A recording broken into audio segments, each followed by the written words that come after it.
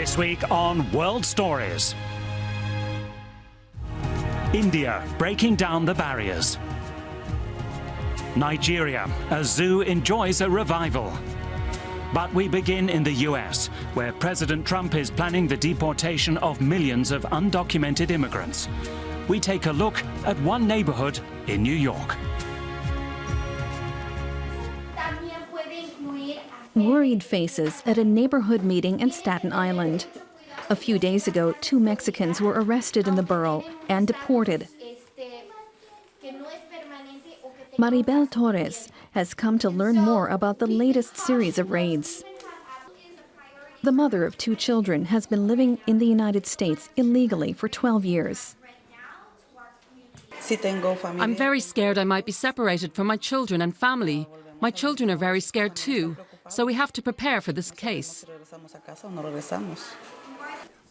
The Trump administration says it is mainly deporting undocumented immigrants with a criminal record, but many here are still afraid. Community activist Gonzalo Mercado organized the meeting. Lawyers specializing in immigration law are also attending. They say the raids go too far. Everybody has rights if immigration comes to their house or their job. So what we're going to talk about tonight is about those rights and how can people prepare themselves also in their families. We're going to give them an emergency packet where they're going to put all the information from their children, from their church, from their bank accounts that they can use in case of emergency. The lawyers explained that no one needs to allow the police into their home without a search or arrest warrant. They say neighbors can help by calling a lawyer if they see a raid. Gonzalo Mercado wants to bring neighbors, regardless of whether they are U.S. citizens, together into one community. Having the whole community being able to be here and supporting each other is definitely a positive thing for all of us. In case of anything happening, they will show support and fight for each other. We've got to start here with folks like myself reaching out to undocumented people in my community to support them when their lives are a little more in danger of being turned upside down than mine. The meeting ends on an upbeat note, but the uncertainty remains. Deportations happened under the Obama administration too, but since Donald Trump became president, undocumented immigrants in the U.S. are more frightened about their future.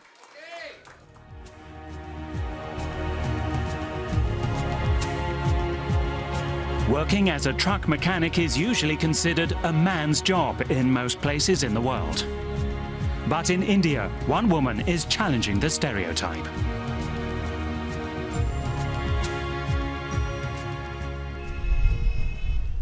Shanti Devi at work. She replaces truck tires, checks them for wear and tear, and fixes flats. In a sari and bangles, she's an unusual figure in Sanjay Gandhi Transport Nagar, a huge trucking hub in North Delhi. An estimated 20,000 trucks roll by every day. Thousands more are parked here for repairs and refueling. Shanti Devi and her husband set up a tea shop here 20 years ago. They expanded the business to start a tire repair workshop. The shop is hard work. The two put in at least 10 hours every day, sometimes more. The tires weigh at least 50 kilos and have to be moved around. The shop has no toilet and no electricity connection. Look, that's an old tire. It's traveled thousands of kilometers through slush and mud and God knows what else. You have to be prepared to get your hands dirty. It's a tough job. Hard work is something the 55-year-old is used to. She grew up in poverty in the central Indian state of Madhya Pradesh, working all her life as a seamstress and in a cigarette factory to make ends meet. Her husband, Ram Bahadur, says he initially had doubts about his wife working with him in a trucking center. But she's proved her mettle. This isn't a woman's job, it's a man's job. But here you have a woman who is doing a man's job. Of course I'm proud of her. But her presence in an environment heavily dominated by men still raises eyebrows here. I've travelled a lot in my life, and I've never seen anything like this. A woman working as a truck mechanic. I'm really amazed. I don't think this work is for women. You need a lot of strength for this. You have to change tires. They can burst. Men are more knowledgeable about this. But Muhammad Islam, who was hired as a mechanic by Shanti Devi, disagrees. I have no problem working for a woman. We work together as a team. Shanti and her husband make around 470 euros a month. They saved enough to build a house, which they share with their children and their families. Though Shanti Devi herself was unable to go to school, she's determined that her granddaughters get a good education. Earlier, people used to say, "Why educate a girl? She's going to get married anyway and will stay at home." But that's wrong. It's important for a woman to stand on her own feet so that she can feed herself and her children if needed. Shanti Devi is now urging her daughters-in-law to learn sewing and get some part-time work. She's very inspiring. You realize that women can do any job and they're equal to men. Shanti Devi hopes her story will embolden other women to break barriers.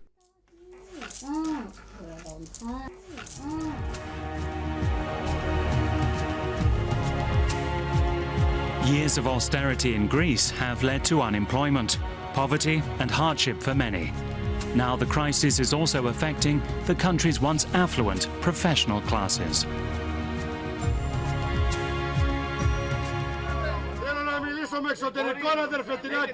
It doesn't matter how loudly they advertise their wares or how busy it is. There's hardly anyone buying anything at Cala Maria's weekly market, let alone the more expensive products like fish and exotic fruits and veg. No business. No.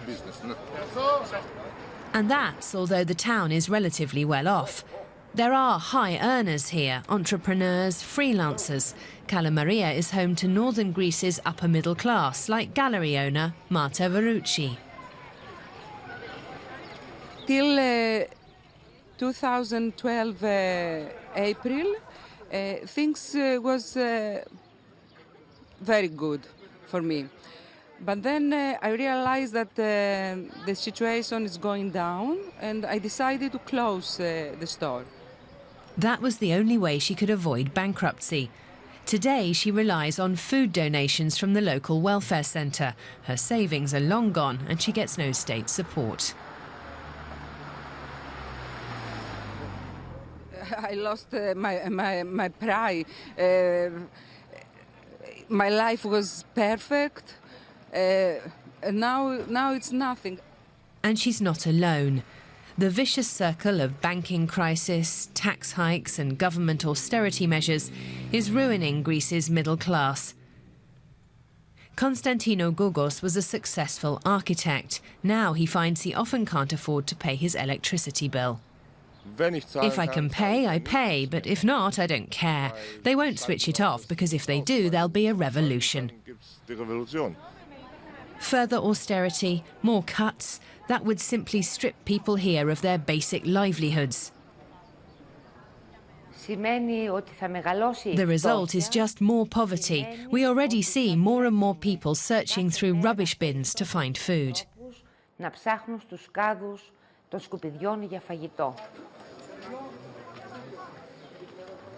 Residents have less to spend, so there are less takings at Cala Maria's market, and that means less tax revenue for the Greek government, which is already struggling to repay its foreign debt.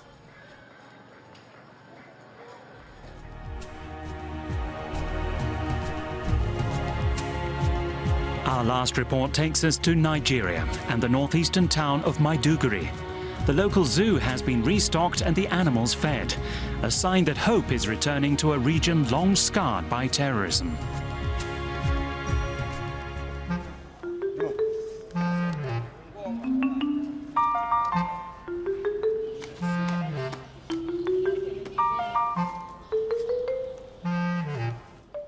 Elephants, ostriches, and even a lion. Many here are seeing these animals for the first time in their lives. It's great for us kids to come to the zoo and see all the wild animals. Before, Maiduguri is a place that people there, come because of the insurgency. That's the reason that most of the people there are not coming. But I'm coming because of the feast. That's the reason that because of the peace that I'm come to that place to see the animals and others. The zoo is in Maiduguri, a city that has only been in the headlines recently because of terrorism. The zoo is the only place in town where you can relax and let your mind wander. Entry is just 10 cents. The director says the place suffered a lot when Boko Haram were in control here. At the peak of all the troubles, some of the animals starved to death. Out of desperation, some of the zoo's goats were sacrificed to feed the crocodiles and lions. The previous government, before this governor, the zoo was neglected. Even the feeding infrastructure, the government is not giving us enough amount to give us to feed animals. But thank God, with this present government, even the previous years of his administration, he has started giving us feeding impress. So that was why we have started cleaning the cage and all the places have become beautiful with the little that we are getting from the government. The director says the number of visitors just keeps on growing. He wants to make sure they'll soon have even more animals to see.